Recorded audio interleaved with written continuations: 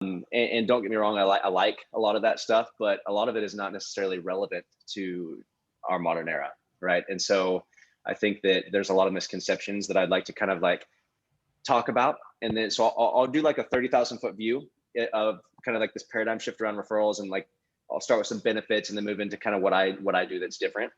And then from there, if you guys want to like open it up to a Q&A type situation, I'm happy to do that. Okay, love it, man. Let's do it. Sound good? Okay, cool. All right, guys. Well, listen, as Jason said, my name is Chad Durfee. And first of all, hopefully you guys have started out 2021 with a bang, right? We're at the beginning of a new year. 2020 is over. We're in the last week of the first month. So I'm here to give you guys some momentum, right? And before I do jump in, I do want to thank Jason for giving me the space to be here with you guys today. I know that he puts a lot of heart and soul into this group and really strives to put as much value in front of you as possible, so that he can make a difference in your businesses. And that's why he's brought me in. And it gives me space to talk about something that I'm passionate about, which is client referrals, or as I like to call them, compounding clients. Maybe you've heard of compound interest. Somebody asked Einstein one time what the most powerful force in the universe was, to which he replied, does anybody remember? Compound interest. And so, I'm talking about, for every one client you bring in the door, how do you double it? Okay, so referrals, first of all, it's the most powerful lead source on planet Earth. It's the only lead source that's been around since the dawn of human history, and it's going to be around long after we're gone, at least for the foreseeable future, as long as human beings are still doing transactions. And it's the only lead source that can truly have a compounding effect like what I just described. So what I'd like to do, I'm going to give you guys a little bit more background on me. So besides the fact that I've worked with a lot of companies, just so you guys know a little bit about me, my background is in behavioral and social psychology. So that's where most of my education lies. But I've kind of had the blessing of being in the high ticket sales space for the past 20 years. So I've been able to do a lot of experimenting with my educational background on my clients and my teams and other groups that I've worked with, and build out some really special referral systems that are really just there to help you guys make more money while spending less time and energy on the prospecting. So I created a system called the MAPS referral system, which Jason knows because he's in that. And it's all based in the foundational psychology of what actually motivates your clients to refer you. So MAPS is an acronym that stands for the 4 foundational referral pillars that I teach. So the M is for referral mechanics. So basically, how and when should you be requesting referrals in a way that's effective, and in a way that primes your clients from the very beginning to be looking for opportunities to refer you, and be excited about it. Basically just how to get them on your side. And then the A stands for referral assets. So modern day tools and technology to help you enhance and magnify those efforts and even automate it down the road. The P is for psychology, right? It starts with a P as opposed to an S, as most people know. So thus the MAPS. But the motivators and levers, what's happening upstairs that actually is truly motivating your clients to want to refer you, because the old know, like, and trust that has been around for the last 100 years is not the main motivator for why they're going to refer you. And then the S in MAP stands for referral systems. So how do you create processes and systems to automate and scale everything that we talk about? So what I want to do is kind of set the stage today, and I'm gonna try and hit 4 topics today. Like, I want to try and give you guys 4 things. The first thing I want you guys to walk away with is an understanding of why your clients might be a 10 out of 10 satisfied with your services and give you 5-star reviews on Google or Yelp or Zillow, but still not refer you. I want to talk about how setting up your referral requests will not only generate more referrals, but it's going to make it feel less pushy, awkward, unnatural, okay, pressured, a lot of those feelings that we get when we think about referrals. The third thing I want to do is talk to you about the right time to make your first direct referral requests. So there are different types of referral requests that you can make. There's what we call soft referral requests, and there are direct referral requests. A direct referral request is exactly what it sounds like. Who do you know that would find value in what we're doing, right? You're directly asking for a referral. The soft spectrum is more, suggestive requests, right? Like, I'm excited to continue providing value for you and anybody else who introduced me to. There's different ways you can do the soft spectrum, but I want to talk to you about when you should be making your first direct referral request in real estate. And then 4, we'll touch on how a formalized referral system in your business can help you guys really crush referrals in 2021 and beyond. And if at any point, Jason, I sent you a link that you have in your messenger. I can drop it in the chat box if you guys want to. Along the way, if you guys want to know what might actually be available for you, an additional referral income above and beyond what you're already seeing, there's a little survey that I created. It's a little link that you can send them, Jason. 2-minute survey that, based on how you answer those questions, with the size of your database, what your average transaction amount is, a couple other things, I can pretty accurately determine like a theoretical number that I call your referral score, that like, this is approximately how much additional business you have available to you over the next 12 months in referral revenue. So whether we work together or not, or have a conversation or not, it's a good number for you guys to know. Should I just drop that in the chat box, Jason? Yep, for sure, man. That'd be perfect. Cool. So guys, this link right here, I'm going to drop it. It's coming to everybody. I think it's like the average time to take the survey is 1.5 minutes. I kind of track that. So after this presentation, if you guys want to go in there and get your referral score, we can get that information for you. Cool. So let's dive right into it. So what I really want to talk to you guys about today is how you can triple your referrals this year from what you've done last year. So for those of you guys that are on right now, I want to talk about these thoughts and feelings. These are really important because it's going to illustrate what I'm talking about. How many of you, when requesting referrals at any point in your career, have ever had one of the following thoughts or feelings? It feels awkward. It feels forced. You're never quite sure exactly how or when to do it. You don't want to feel like you're pressuring your clients. Maybe it feels inauthentic, or the times that you're doing it, you're like, I'm not quite sure that this is the right time, but I know I'm supposed to be asking, so I'm just going to do it, right? Or maybe you don't want to look like you're begging for business or you're desperate. How many people, I'm curious, just a pulse check in the comments here in the chat box, just so I can kind of get a pulse. How many of you guys have felt one of these or all of them at any point in your career? Right, I know I have. If you felt these, guess what? You're not alone. Like I have. Like for the first 10 years of my sales career, I was feeling these things. And so, you know, if you've ever tried asking for referrals, unless you're a robot, which some people are, at some point in your career, you've probably felt this. And here's what happens, guys. When you feel these feelings, it can eat into the consistency with which you guys are requesting referrals. Because let's just be honest, sometimes it's easier just not to ask than risk any weird vibes, right? And then you justify it. You're like, okay, you know what? I didn't find a time, but I'm sure like in one of my follow-ups down the road, I'll ask for referrals at some future point. But then does it happen, right? And how consistently does that happen? And how many opportunities are getting missed because of these feelings that I just mentioned, right? So understand that these thoughts and feelings are not natural to a sales process, and they're not natural to referrals. The reason for these thoughts and feelings is because nobody's taught you how to set up your referral requests appropriately. Basically what's happening is you're at some point in your transaction, you're kind of ambushing your clients with a referral request. And I guarantee if you have felt any of those feelings or had any of those thoughts, your clients are feeling the same thing at the same time. That stuff is palpable. Okay. And so you really don't want to ambush people with a referral request. The best way that I can illustrate this, or try to illustrate this, is I assume that most of you guys do like a sale presentation or a listing presentation, right? When you first meet a client. Imagine that this is probably more rhetorical, but consider what might happen to your closing ratios if you guys went into that listing presentation or sales presentation, and after 5 minutes of very first, like being introduced to this person in front of you, without asking any questions, without building any trust, without giving any valuable feedback, without giving any of the benefits of working with you, you just straight away asked them to use you as their realtor, right? And you just assumed that they were going to do it because you were the person that happened to be standing in front of them in that moment. What do you think might happen to you guys' closing ratios? Right? Do you think it might even feel a little bit awkward or forced or pushy or desperate even if you guys did that? So let me illustrate it like this. When you fail to set up your referral request appropriately, you're essentially doing the same thing with your clients. It's just at a different stage in your relationship. It's at a different stage of the sales cycle, right? The same way that you would go into a sales meeting and you know, ask questions and provide value and really diagnose what's going on to see if you can help them, and then give them the benefits, and then drop your request to work with you, right? The same way you would do that, you should be doing that with referrals as well. It's an ask, and you've got to be able to set it up appropriately.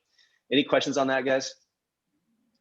So that's the first thing I want to go over, that to be effective and efficient with getting referrals, and because most realtors, and you could correct me if I'm wrong here, I find this is really prevalent, especially in the real estate industry and with lenders too, and wealth advisors a little bit. You just assume that that it's going to happen if they like you, right? If they like you, or you just ask more, you assume it's just going to happen. And it doesn't really feel like it's a consistent lead source, right? So most people look at referrals like, oh, that's like a cherry on top.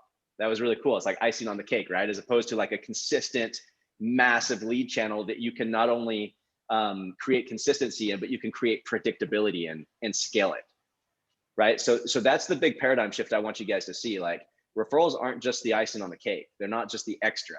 And in real estate, everybody's like, oh yeah, I know I need more referrals. I know I should be asking more, but it's not happening consistently. And when it does, you get those thoughts and feelings because nobody's taught you how to set up those requests appropriately. So by the way, guys, if there's any questions that pop up here, drop them in the chat box for me, or like Joseph, Jason, if you guys see anything that I'm like missing that you think would be relevant here, feel free to stop me. And then at the end of this, we'll open it up for questions. So I want to talk about two huge misconceptions in the real estate space that are keeping most realtors from really accessing the true power of referrals in their business. Everybody knows that referrals are important. Everybody knows that referrals have a higher ROI typically, that they have shorter closing sales cycles. They have higher closing ratios, right? We all know the benefits of them. But these two misconceptions are keeping most realtors poor. And when I say poor, I mean passing over opportunities repeatedly, and poor in the way of referral income, right? So the first misconception that I hear all the time is all you got to do is just ask. Just ask more. Just start asking more and you'll get more referrals. Okay. You might get one or two, but it's not the effective way to do it. The second misconception is if they are satisfied with your services or they like you, that they're going to refer you on their own. And there's no backing for that. Okay, so, and let me illustrate. How many times have you guys actually asked for a referral from a client and they've been like, hey, you know what? I don't know anybody right now, but I promise when I find somebody, and I will, I'll send them to you. But you're still waiting, right? Or how many times have you had clients give you that 5-star review on Google or Yelp, and they're like, this was amazing, I'm going to tell everybody about you, but nobody has come in yet, right? Like, how many of those clients do you have, or how often does that happen, right? So guys, listen, if you want to increase your referrals in 2021 and beyond, you really need to start requesting them more effectively. And there are 3 major steps that can make all the difference for you guys. So step 1 is setting up your referral request like I've been talking about. Really from day 1, introducing your clients into a referral culture and strategically teaching them how to refer you, why to refer you, and then make it easy for them. Again, we can talk a little bit about that at the end. The second step is to make your referral requests at the right time and in the right ways.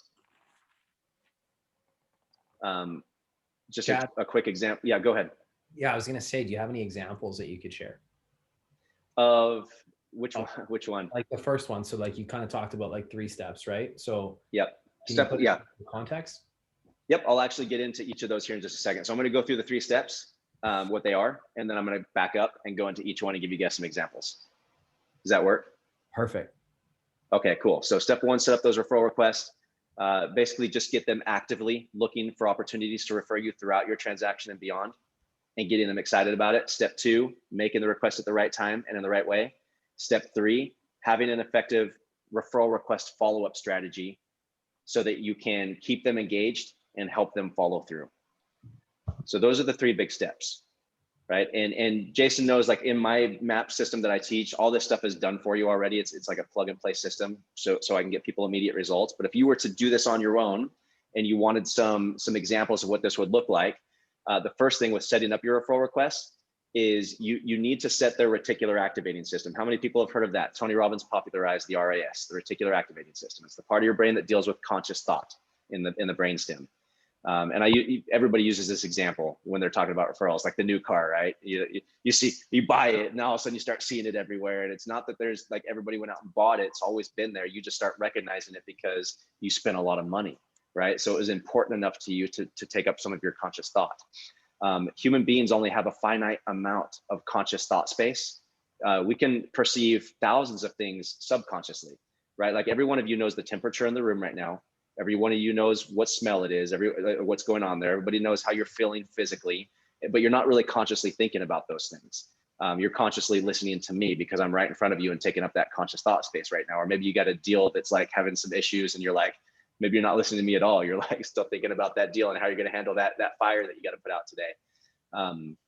So just because your clients are working with you, yes, they're going to see and know other people who are going to, who could use your services, but it's not necessarily conscious thought for them to connect the dots that they should be introducing those people to you. Does that make sense? So you've got to have a way in the beginning of your transaction to make that conscious thought space for them. And the way that I do that is through my onboarding experience that I teach my clients to do. So if you don't have an onboarding experience when you bring in a new client, and when I say an onboarding experience, I'm talking about as soon as they agree to work with you, either verbally or in writing, so they sign your buyer broker agreement or your agent agreement, or if you don't do that, they verbally say, yes, you're my person, then typically within an hour of that, I would send them a little video welcoming them aboard to the team. And then that same day, I would send them a welcome email. And in that welcome email, I might have like a little soft referral request in there. In fact, I could probably show you an example of my welcome email and what I mean by this. This is what you're asking for, right, Jason, with examples? Yeah, totally. Okay, so anything cool. tangible. So I'll share with you guys what my welcome email looks like. I'm curious, how many of you have a welcome email? Like, this is something that's so common sense in most industries, but for whatever reason, it doesn't really get taught in real estate that you should actually have an onboarding experience and a welcome email and a kickoff call, right? And to get them prepped to work with you and bring them in and make them feel heard and understood and valued and over deliver on their expectations coming in. And also make your referral requests, your soft referral requests. So let me give you an example of, let me do this share screen here real quick. Bear with me. So if you were to come into my process, this is, can you guys see this on the screen right now? Yep. So this is an example of my welcome email. I can see how they're going to see it on the phone versus how it's going to look here. So I give them, once they've agreed to work with me, and if I were a realtor, once they sign my buyer broker agreement or my agent agreement or verbally, then they would get this welcome email and it would give them the next steps. I would also at that time set up like a kickoff call with them 3 or 4 days down the road, right? And I would schedule that on the calendar for like a little 15 or 20-minute Zoom call. So between now and that kickoff call, I would walk them through the next steps here. And then at the very bottom of this, notice, so also right here, notice I'm giving them a welcome gift, free thing here, free value. I'm a big proponent of welcome gifts over closing gifts. I'm not a big believer in closing gifts.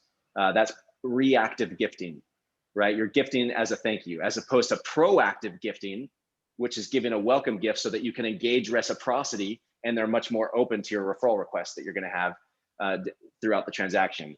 Or if something goes sideways in the transaction, or if something comes up, guess what? They are so much more willing to work with you and collaborate, and you're still their person because of how you introduce them into your atmosphere, right? So this right here in green, so I let them know about their welcome gift, and they're also going to get another welcome gift from me. I think there's multiple welcome gifts they get.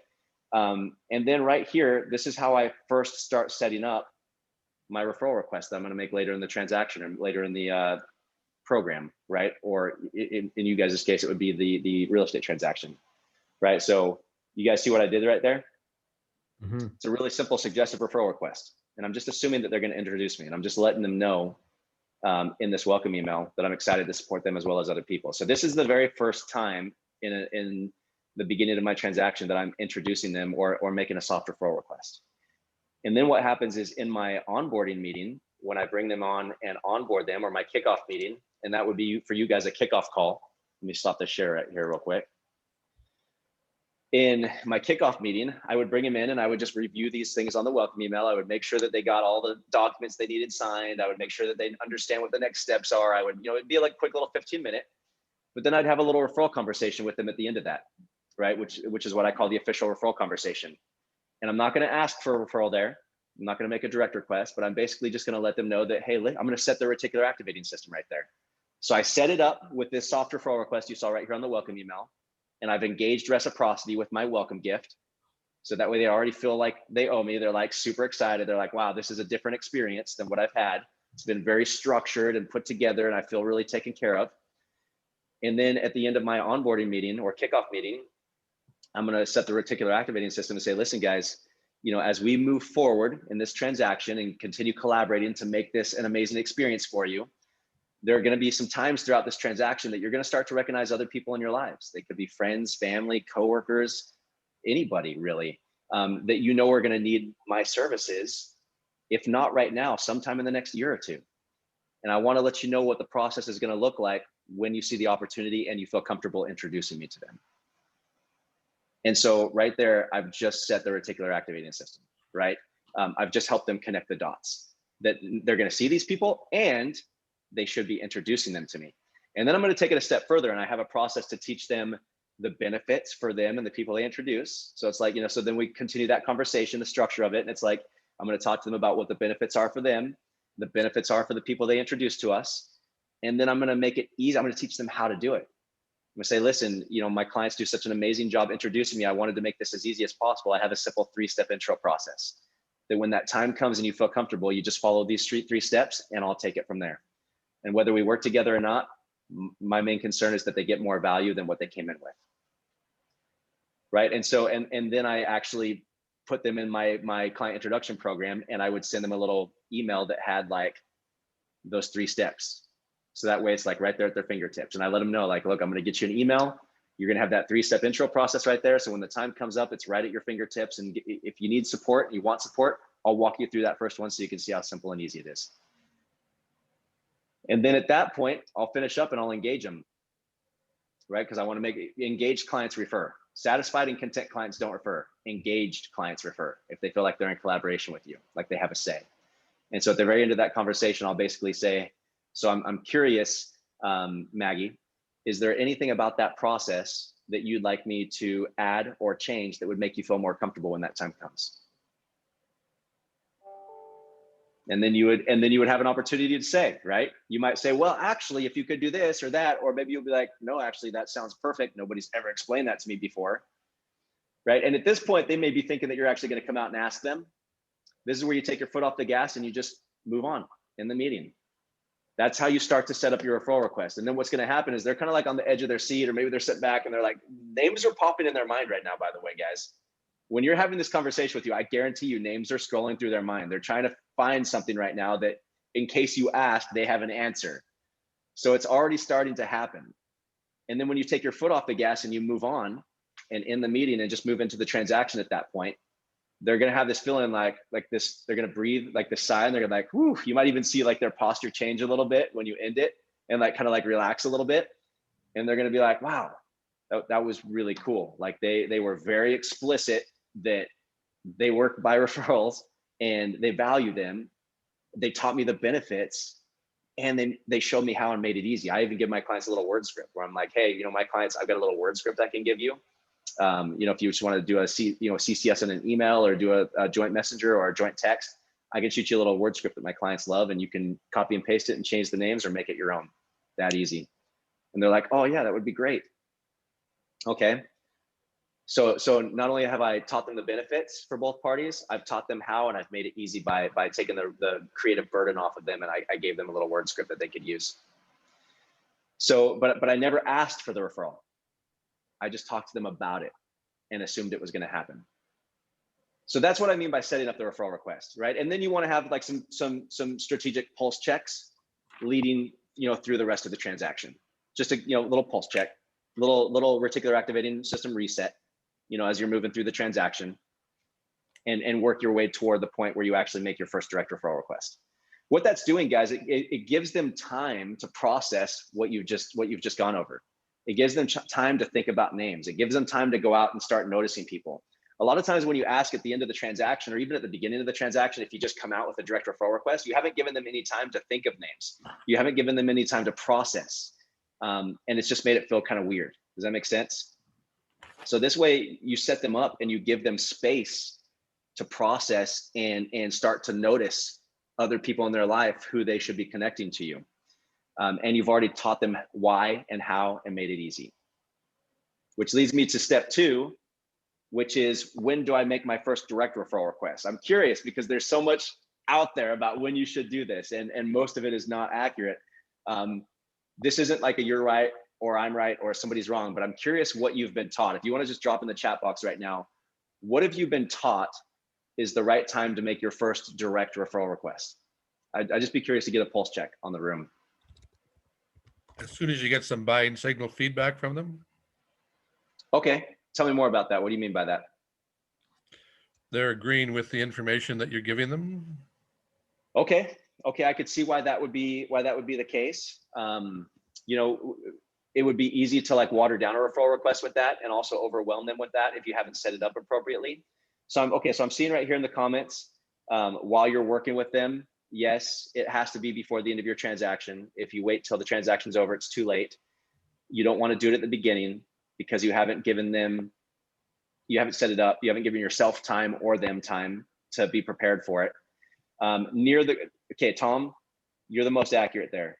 Near the closing of the sale, I would say about a week before closing, maybe 2, would be the ideal time to make that request. And the reason for that is because you've given them time for you to show them what you can do as an agent. You've given them time to process and see people in their lives and think about names. You've maybe had quite a few conversations and contact points with them where you've been able to grow relationship and deepen relationship. You've been able to give them a welcome gift in the beginning. And then one of the big things I teach in my program is to look for ether spike points. Okay, so ether spike points there's natural points in every sales cycle where clients experience more emotion naturally than other times, right? And emotion creates memory. And so, some ether spike points in the real estate transaction, there's a lot of them. But when they get their first offer accepted, when the appraisal comes back at value, when they get first approval, when they get final loan approval, when they do the final walkthrough, right? I mean, you can create these ether spike points where there's more natural emotion. Maybe when an offer gets declined and they were super excited about this house and they found out that their offer didn't get accepted, that's an ether spike point. It doesn't mean the emotion doesn't have to be positive. It can be positive or negative, but they're natural points in your transaction where there's more emotion naturally present for that client than in other times. So what you can do during those ether spike points is if you can understand where they're at and what the emotion is, you can build more value around them. Okay, and you can over deliver around those experiences on the expectations that your clients have. And when you can over deliver around those ether spike points where there's more natural emotion, they're going to remember it. So they're going to consciously associate you with value every step of the way. So that when you do come out toward the end of the transaction a week or 2 before closing and you make that referral request, you can even remind them of those spots, right? So I actually have my clients schedule what I call a pre-closing meeting. And I have you survey your clients. It's like a satisfaction survey, but it's optimized for referrals. And I make it mandatory. So it's like, hey guys, a week before closing or around that time period, I want to schedule a pre-closing call. I do this with every client. I'm going to send you a survey link that I need you to fill out prior to that meeting. And that survey is going to ask them some really specific questions. It's going to engage reciprocity. It may remind them of some of those points where you've over delivered. And then based on how they answer questions on that survey, you know how to come in and make that referral request. That pre-closing meeting, by the way, from the client's perspective, it's setting them up to close, making sure all their questions are answered, and talk to them about next steps just prior to closing, so that way they feel completely safe and taken care of. But the real reason for it behind the scenes is that meeting sets up a really amazing direct referral request.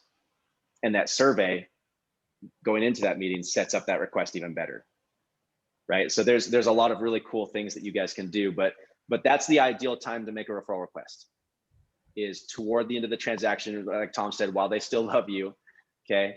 And it gives you a lot of time throughout that transaction to over deliver on their expectations in those little ether spike points. Any questions on that? There's a comment there. Pasha says, I always thought to bring it up at the beginning and the end and explain how realtors get business and ask if I show my value to them to please keep me in mind in case anyone they know are looking to buy or sell. Yeah. So don't take this the wrong way, Pasha, but that's not, so you don't want to do it that way. And I'll tell you why. The number one motivator for why your clients want to refer you is something called social capital. Okay. So you've all heard of financial capital. So you got a lot of financial capital. What do you got a lot of? Got a lot of quan, right? You got the dough. If you got a lot of social capital, what do you got a lot of? You got a lot of status. You got a lot of clout. People respect you.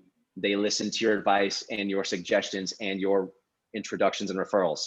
So the modern day philosopher Rebecca Goldstein said, the will to survive in higher creatures like us evolves into the will to matter. So we're not, the number one human motivator is the will to survive. But most of us are not worried about survival every day, are we? It's, as long as you got shelter and you got a job and you got food, most people in the United States are not worried about survival. So what's the second thing? It's the will to matter. It's social capital.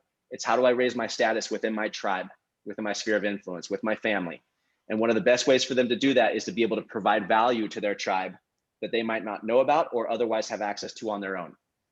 So they're actually referring you for selfish reasons, not because they like you or they want to help you build your business, or they don't care that referrals are how you build your business. Frankly, they don't care about your business at all.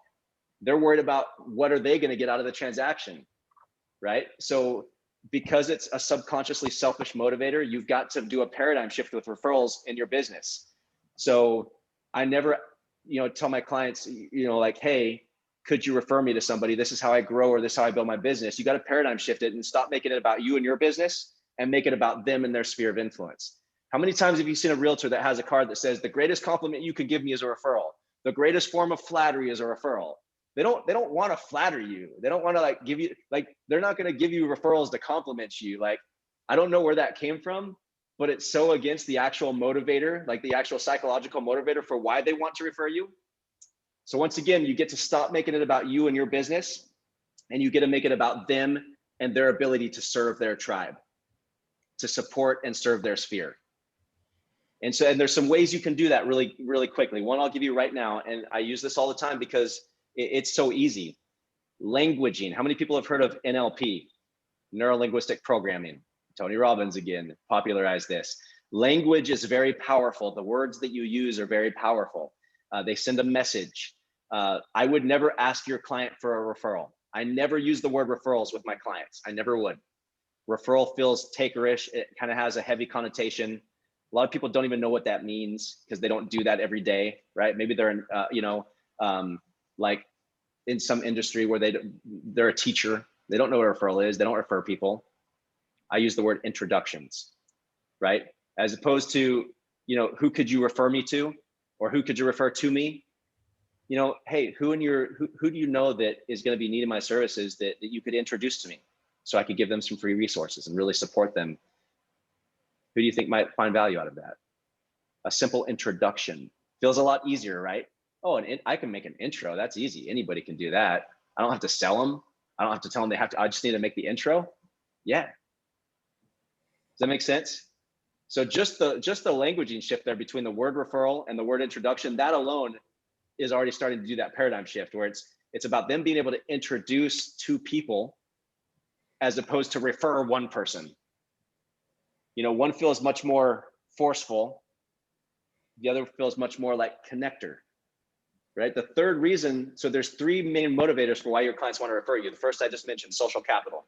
The second is cognitive dissonance or buyer's remorse. That's another reason the onboarding experience is so important. And that first 72 hours to 1 week, that very first little window right there in the very beginning of the transaction, that is vital to if they're going to refer you throughout the transaction and beyond. You can make or break if that client's ever going to refer you based on how you handle that little period right there because of that buyer's remorse that they get. And we could talk about that another time. We don't have time right now.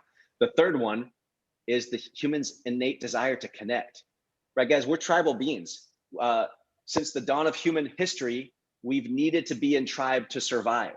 What happened back in caveman days if you got banished or kicked out of your tribe? What was the likely end result?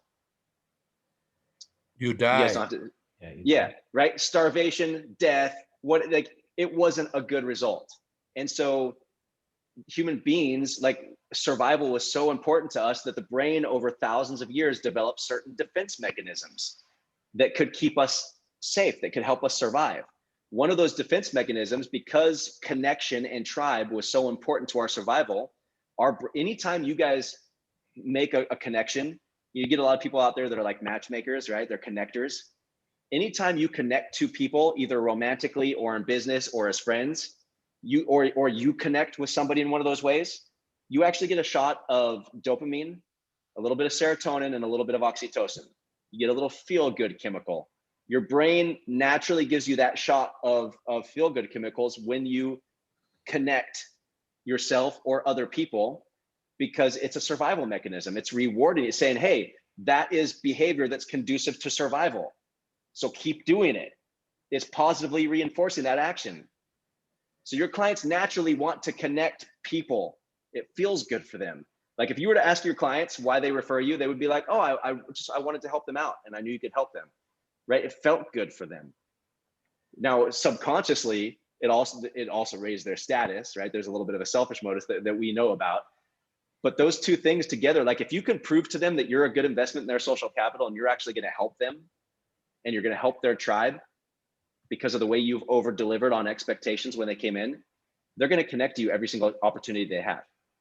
Even if there's somebody that says, I never refer, you'd be surprised if you can break through a couple of barriers and over deliver on that person's expectations, and then have some really strategically placed referral requests in the process that make it easy for them. You'd be surprised how many times you get connections and introductions from those people too. And here's the biggest thing, guys. It's not about getting every one of your clients to refer you, because not everyone will.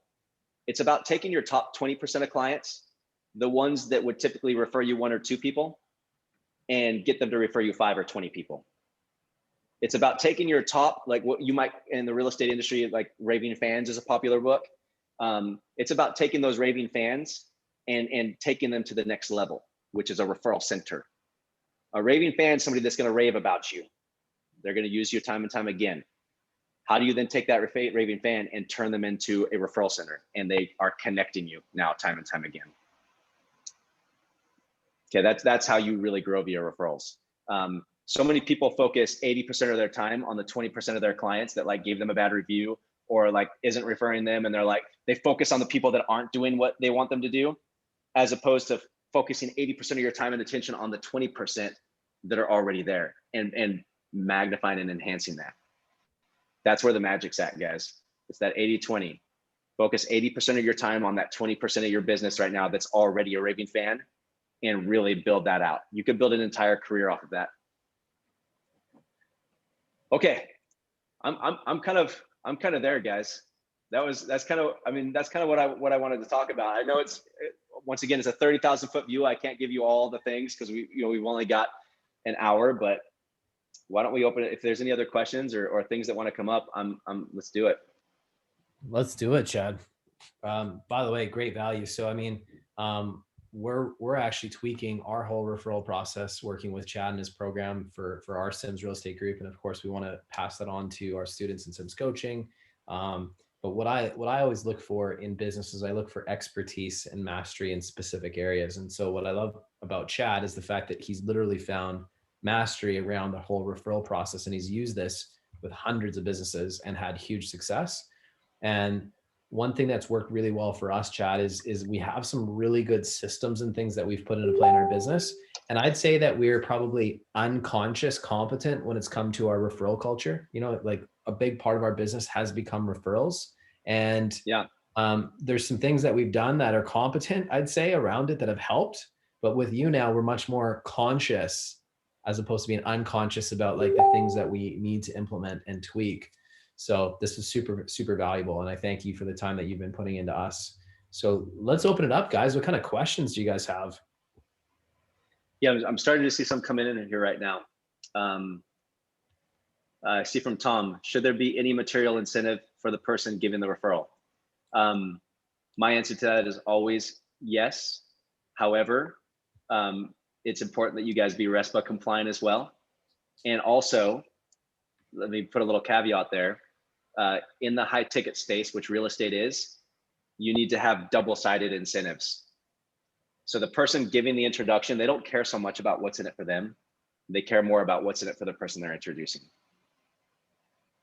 So if I can tell my buddy, hey, my guy or my gal is amazing. This is what they did for me, and this is why I love them so much, and this is why you should. I want to introduce you. But also, if you end up working with them because I introduced you, I can kind of get you the hookup. I'm in pretty good with, right? Like that's gonna make my social capital just went up. I'm gonna go tell everybody about you guys. So double-sided incentives.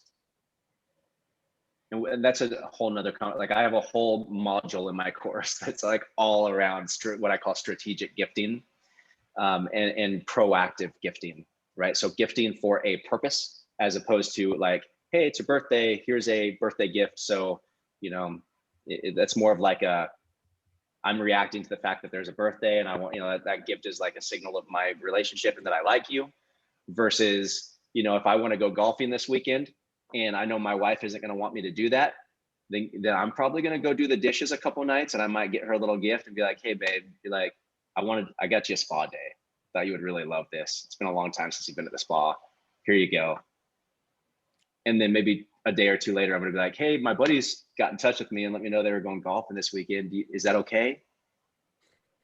Right?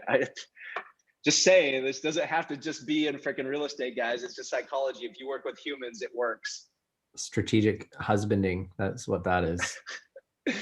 She knows that I do it. Like she knows she's actually a client of mine. She's an online fitness coach. And so like, she knows. I did this for years though, man. I use this stuff with my kids. I use it with my friends, and it's all authentic, right? Like here's the other thing with the gifting, guys, going back on that question. I don't give for referrals. I'm giving to give. Whether you give me a referral or not, I could care less.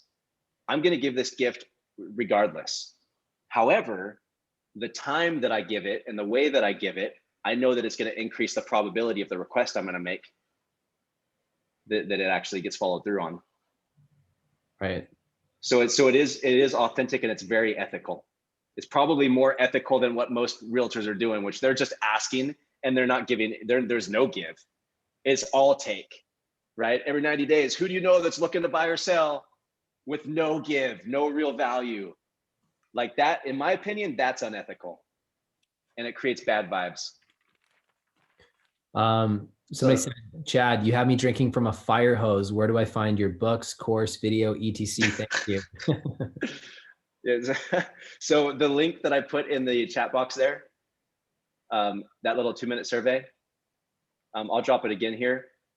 Take that little quiz so you can figure out like what your referral score is. And then there's a question on there if you want me to reach out to you to give you that, and I can give you some more resources.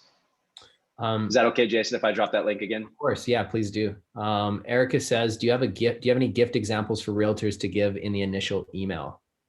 Yeah, 1000%. Here, one second. Let me get this link. Put it in the chat box here. Where did my chat box go? Here we go.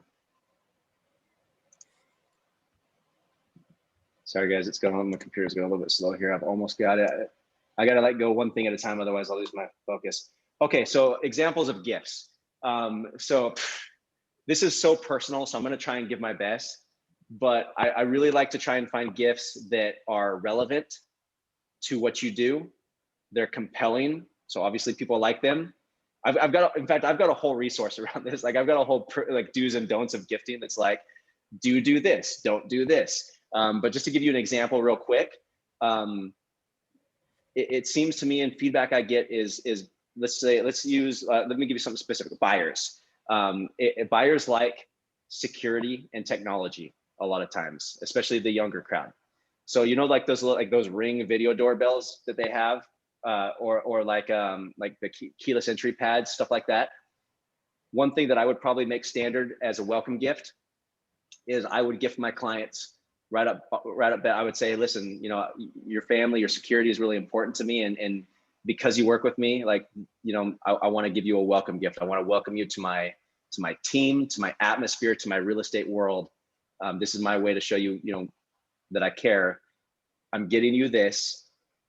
I'm going to let them know up front. I might even give it to them up front. I might be like, hey, don't lose this when you're packing. And when we close, I'm going to have my guy or gal go out and install it for you too. So now I can double side the gift. So I get all the proactive gifting right up front. I've engaged reciprocity right up front. I actually tell them about that gift on the onboarding meeting, or I get it to them before they come into the onboarding meeting. So when they come into my onboarding meeting, they're already coming in grateful and reciprocity engaged. So when I have that official referral conversation, they're an open book, like they're listening, right? And then the fact that I can have my person go out and install it for them at the end, it's just, I can take one gift and I can double side it.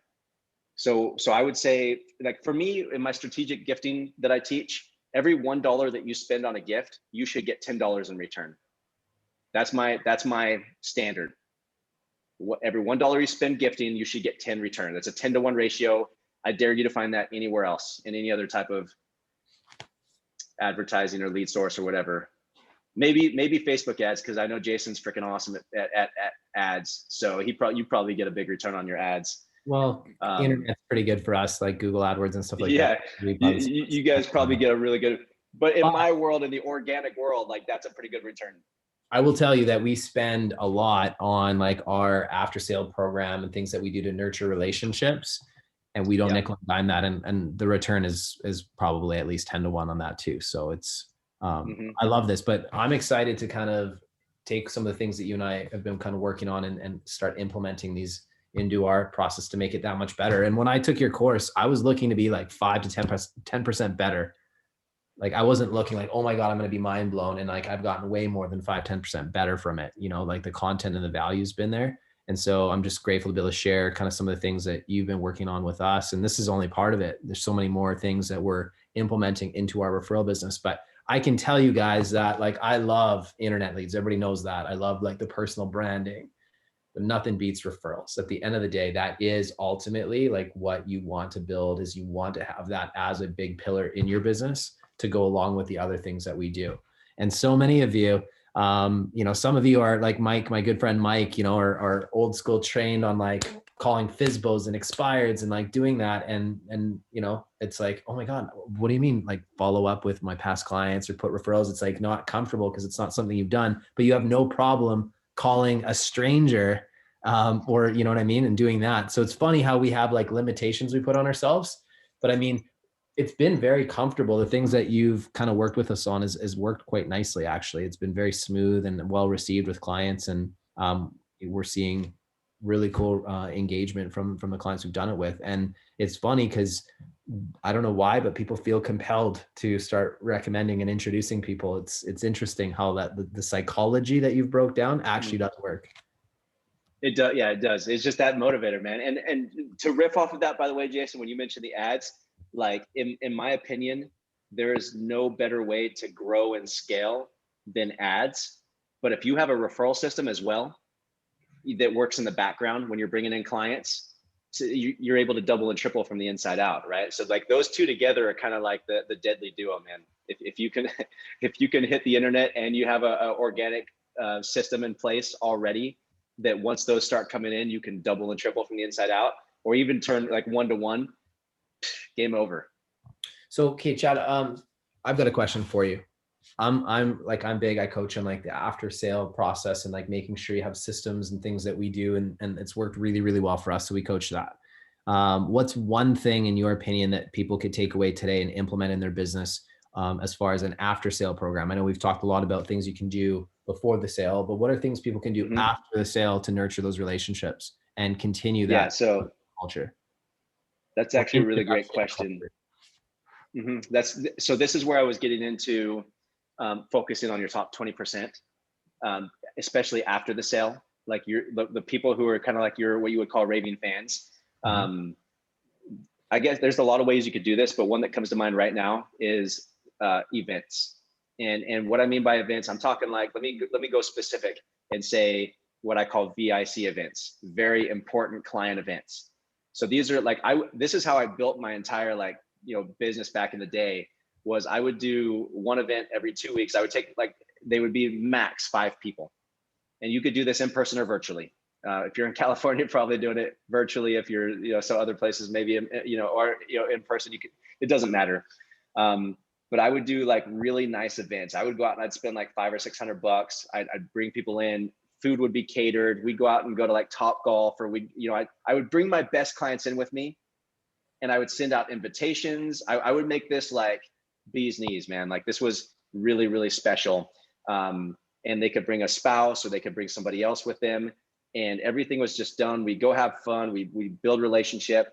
And while I was there, I would let them know that, listen, guys, the reason I'm doing this is because of the introduction that you guys have given me. You've really been an amazing part of my business. I feel like you're a founding member of what I'm doing. And I take care of my family. I take care of my founders. I take care of my people, so, and I would do one of those every 2 weeks, and I would spend $500 on an event. And within a month, I'd be making $20,000, $30,000 in revenue from introductions that came in directly after. And I've got a whole process that I actually teach in my program. So when you get there, Jason, in the back end of the course, I actually teach how to set these up, how to run them, how to follow up, how to optimize them for referrals and retention, both small events and large client events. I think in real estate, people are like, I got to do client appreciation events because you've seen people do them, but nobody optimizes them for business, for referrals.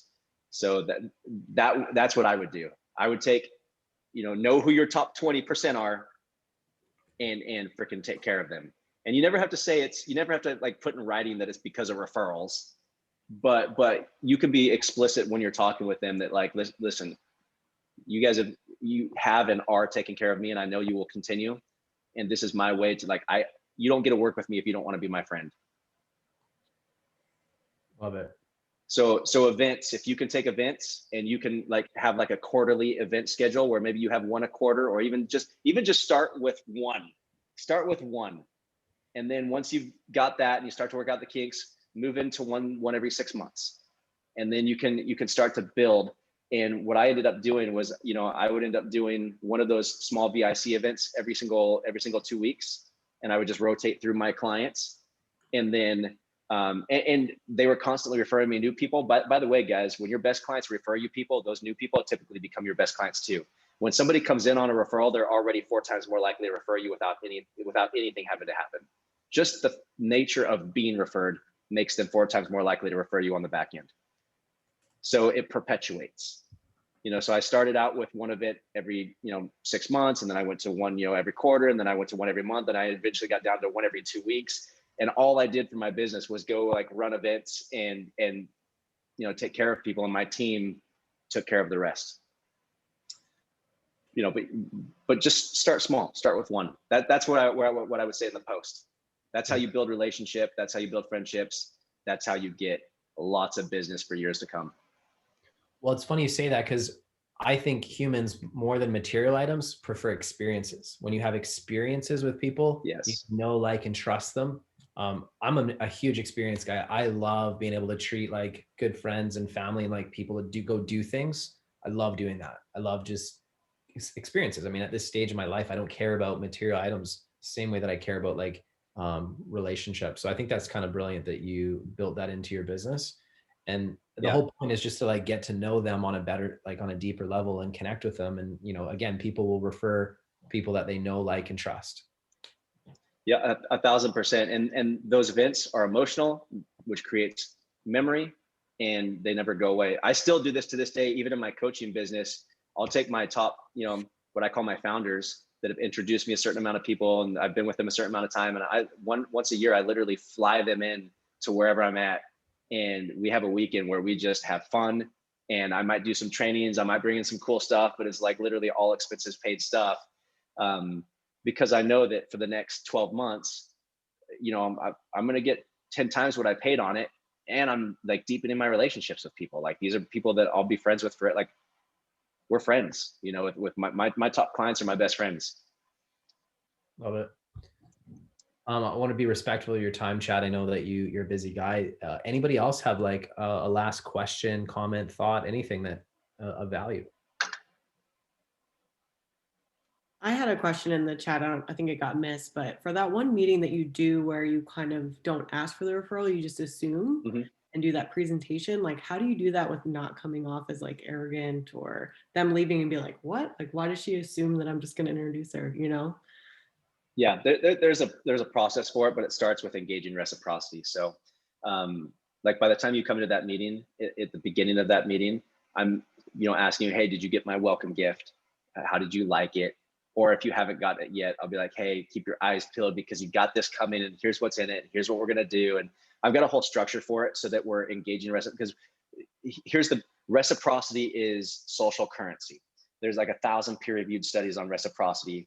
You know, you could literally give somebody a Coke and they don't know you and ask them to donate to your kid's fundraiser, and they're going to be much more likely to donate to your kid's fundraiser not even knowing you than even if you knew them and went and asked them to donate without first giving something.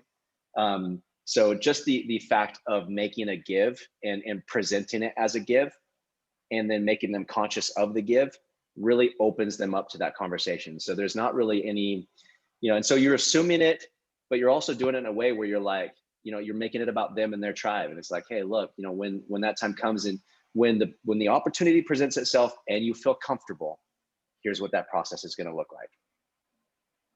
Thank you. I'm going to sneak in one last question. It's on Facebook. How do you start your referral process on previous clients? Anything there? Yeah, so that starts with what I call a client introduction. Like you've got to, this is like how do you reach out to past clients? Is that Sure. like how do I re-engage them? Is that kind of where this is going? Yeah, where I haven't been doing it, so now I'm starting from scratch. How do I go back to some of those people? Yeah, for sure. So you got to once again, reciprocity. You've got to make a give before they're willing to engage again. So that give could be, you know, I teach my clients to build out their what you might call a referral incentive program, but it's a client introduction program. And then reach out to the database saying, hey, I created this program. Here's all the benefits. I want you to be a part of it. It could be that. It could be an event that you're putting on and you're like, hey, you know, I'm putting on this event at the end of 2021, everybody's going to be vaccinated. I'm ahead of the game. I'm putting on this amazing event. I want you to be there. You know, like something, you got to reach out with value. And then once they re-engage, then you can talk to them about, you know, that process. You know, I have a whole structure for it, like a whole kind of like, you know, plug and play structure for it. But the foundational thing is reach out with value. Once they engage, then you can have that conversation. Love it. Well, Chad, thank you so much, man. This was super valuable, great information here. If people want to learn more about your coaching program or anything that you offer, what's the best way for them to connect with you, Chad? Yeah, honestly, I'm going to drop two things in the chat box here. I'm going to drop that link one more time to that survey because I get an email when you complete that. And the very last question is, do you want me to reach out and give you your referral score? So that's the easiest, quickest way to get in touch with me because I'm going to be in direct communication with you. If you don't feel comfortable with that and you're like, I don't want to talk to you yet, I just want to like see more of your stuff, then I'm going to drop my Facebook link in here for my Facebook group too, if you guys want to get that. So let me pull that real quick. Bear with me as my computer freaks out on me here. Refresh. Okay, if I can't find it right now, if you guys just go to Facebook groups and you look up referrals and retention, you'll see referrals and retention. It's like the only referral Facebook group out there. It's referrals and retention. Or you can, yeah, because this is not, I'm sorry, Facebook is wigging out on me on my screen right here. Maybe one of you guys could drop that in there. If you like, if Joseph or Jason, if one of you guys is. Yep. I'll post it in.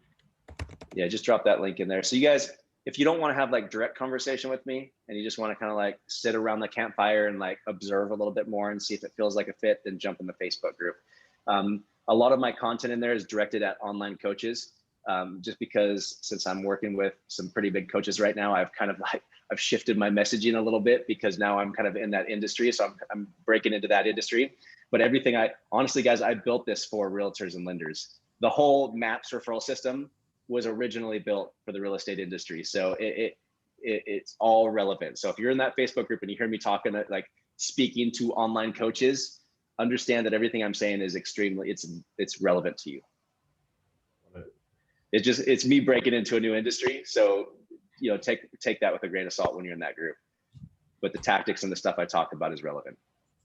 This is great. Well, Chad, I look forward to having you back on in the future, man. Every time I take some good notes and there's some good value. And again, having done your course myself, it's in the process of doing it anyways. It's been awesome, man. And looking forward to implementing some of these things and sharing what I know with as many of you. And so yeah, if you have any questions, guys, we're always here to help. This is the point of this group, is to bring smart people in and just collaborate and bring value to each other's business. And it's all about collaboration versus being adversaries. So hopefully you guys like this. So thank you so much. And I'll stick around for a few minutes if anybody has any questions. I got 5 more minutes too, so I'll stick around for 5 if you want. Okay, I can take sweet. one more question if you guys want. If there's any other question. If anybody has anything, we'll stick around for a few more minutes. And if you guys are done and you've had enough, then you can move on with your day, and we appreciate you guys. So just drop off, and if you're still on, then engage us and we'll try and give you as much value as we can. Hey, Chad, I really appreciate your time. This is great. It's the second time I've done this with you, and I take a page of notes every time. Could you quickly go back into your welcome email and your welcome program and your 6 steps there? I kind of missed the first couple. Oh, and the welcome email? Yeah. Yeah, so the welcome email, these steps are going to be different to you than they are to me. I basically am just giving them here. I'll just share with you here one more time. Give me one sec. But I'll kind of show you the structure of this email. Yeah.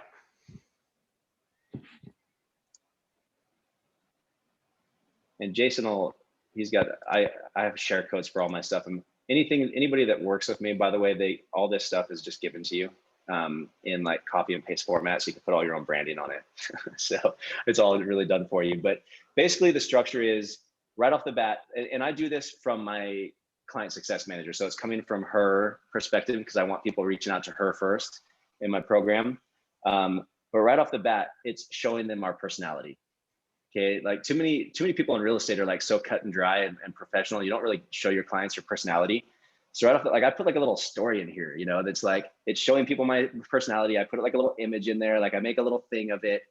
Right off the bat, people are coming in and they're feeling like, oh, okay, I can kind of get a feel for this guy. And then I'm letting them know, to kick things off, make sure that you follow these 6 steps before our kickoff call. So right off the bat, I'm telling them, hey, add us to your contacts list so you don't miss any correspondence from us. I actually send them a little video, by the way, in Messenger right after they start with me, before they even get this email, walking through and explaining this email to them. Like, people need to be, it sounds horrible, but you need to walk them through like they're in 3rd grade. Otherwise, they're not going to do it. So like when they agree to work with you, I'd say, hey, listen, you're going to get a welcome email from me tonight. Also, I'm going to send you a little video in Messenger that's explaining what that welcome email is all about. So like I literally do a screen share with them and I show them in that video how to add me to their contact list and favorite it. So I just give them my next steps, right? I have a little new client questionnaire that I have every new client fill out that has address. It has like information that I need to know to be able to gift appropriately, to be able to, the things that I need to do in my program to make it work. I have them follow me on Facebook as well as their client success manager, because a lot of our correspondence happens through Messenger. Also, I'm trying to get them to, I want to talk to them through text. I want to talk to them through email, and I want to talk to them through social media. I want to be on 3 platforms. If I'm on 3 platforms with them, they're not going to forget me and they're going to refer me. So if I can get into their phone, if I can get into their email, and I can get into their social, then I'm in. So in this client, like, so I'm communicating them with, a lot of people are like, where do you want the correspondence to be? Would you prefer email or text? I'm like, screw that. I'm going to communicate with you on every platform, because studies show that if you're on 3 places with a client, you're considered friend status. You're considered tribe. So if you can get on 3 or more places with them, you're tribe, and they're going to refer tribe right off the bat. So like little things that I take care of, right? Then I give them their onboarding stuff right here, talk to them about their welcome gift, and then move into, the referral request. And if they were referred to me by somebody else, they actually get a bonus welcome gift. And it's a big one. And it's like, hey, the reason you're getting this extra one is because John, who introduced you to me, is one of my favorite clients. And I promised him that anybody he introduced, I was going to take care of and give some extra, take care of it to a higher degree. And oh, by the way, anybody you introduce me to in the future, they're going to get the same thing from you. So little things right there that I'm doing to right off the bat help them increase their social capital from day one. Yeah, it's awesome. It covers it covers every step you want in detail. So yeah, cool. Awesome. All right, guys, I gotta jump off, but I'll reach out to anybody that filled out that link, and you guys know where to find me now. Awesome. Thanks, Thanks. Chad. Thanks. Bye, guys. Thanks for having me, guys.